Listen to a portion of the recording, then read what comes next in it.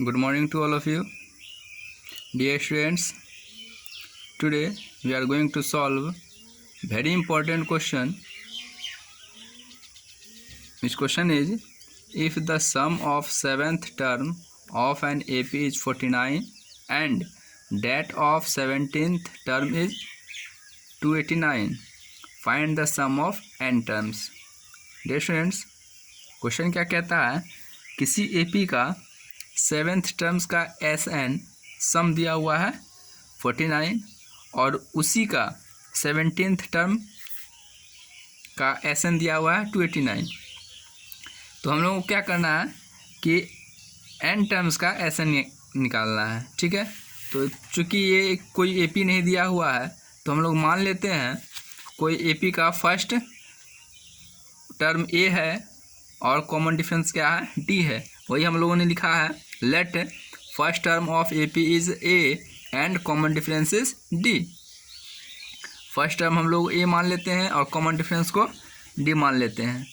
अब देखिए 7th terms का सम कितना दिया हुआ है 49। तो यहाँ 7 टर्म्स मीन्स n इक्वल दिया हुआ है 7।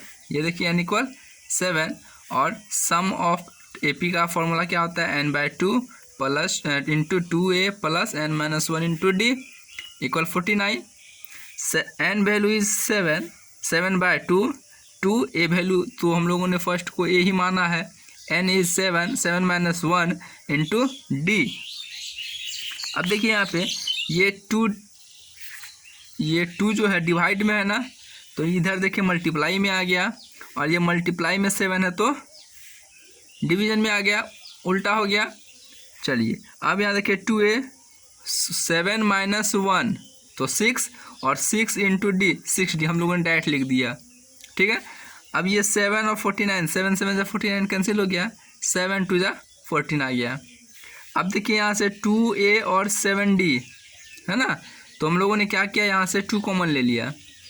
2 अगर कॉमन ले लिया तो यहाँ बचेगा a और यहाँ बचेगा 2 3 6 तो 3d बचा यहाँ पे। ये 2 और 7 14, 7 टाइम्स कैंसिल हो गया। अब हमारा क्या बचा, a + 3d = 7। इसको इक्वेशन 1 मान लेते हैं हम लोग। आगे बढ़ते हैं। आगे क्वेश्चन में क्या कहता है कि 17th टर्म का SN दिया हुआ है 289। तो अब यहाँ पे सेम इसी प्रोसेस से बनाएंगे, n/2 plus 2a into 2a plus n-1 into d और n के जगह पे कितना लिखेंगे हम लोग 17। n का वैल्यू अब 17 पुट करना है, तो 17/2 इंटू 2a प्लस n है यहाँ पे, तो n के n मीन्स 17 वैल्यू था, तो 17 - 1 इंटू d = 289। यहाँ पे वही करते हैं, 2 डिवाइड में है तो मल्टीप्लाई कर देते हैं और ये 17 इंटू में है तो डिवाइड कर देते हैं। ये 17 और 289 कट कैंसिल हो गया 17 टाइम्स, 17 2 34। यहाँ से भी अब 2 कॉमन ले लीजिए, 2 कॉमन निकल गया तो यहाँ बचा a और यहाँ पे 2 8 16 होता है तो 8 बच गया यहाँ पे। अब 2 और 34 कैंसिल हो गया 17 टाइम्स। अब हमारा इक्वेशन क्या बन गया, a + 8d = 17। इसको हम क्या कर लेते हैं, इक्वेशन 2 मान लेते हैं। अब क्या करते हैं, इक्वेशन 1 और इक्वेशन 2 का इक्वेट करते हैं। तो इक्वेशन 1 और 2 इक्वेट एक साथ हम उन्होंने लिख दिया। ये प्लस है तो माइनस, प्लस है तो माइनस, प्लस है तो माइनस, ये a कैंसिल हो गया। 3d - 8d तो 5d बचा, 7 - 17 तो -10 बचा। ये माइनस कैंसिल हो गया और 5 2 10 हो गया, तो d इक्वल निकल गया आपका 2। याद रखेंगे d = 2। अब इस d को क्या करते हैं, इक्वेशन 1 में पुट करते हैं। तो इक्वेशन 1 क्या हम लोग a + 3d = 7। चलिए, putting the value of d in equation 1 we get. तो इक्वेशन 1 हम लोग का था यही, a + 3d = 7। तो a + 3d वैल्यू अभी निकला 2, तो 3 × 2 = 7। 3 2 6 प्लस 6 है तो -6, a इक्वल निकल गया आपका 1। हम लोगों का अब देखिए a भी निकल गया और d भी निकल गया और हम लोग क्या निकालना है, nth टर्म का SN निकालना है। So the sum of nth term equal, तो फिर वही n/2 into 2a plus n-1 into d ये फॉर्मूला होता है।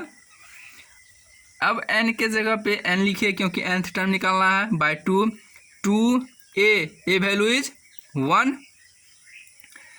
Plus n minus 1 into d value is 2 हम लोगों ने अभी निकाला है।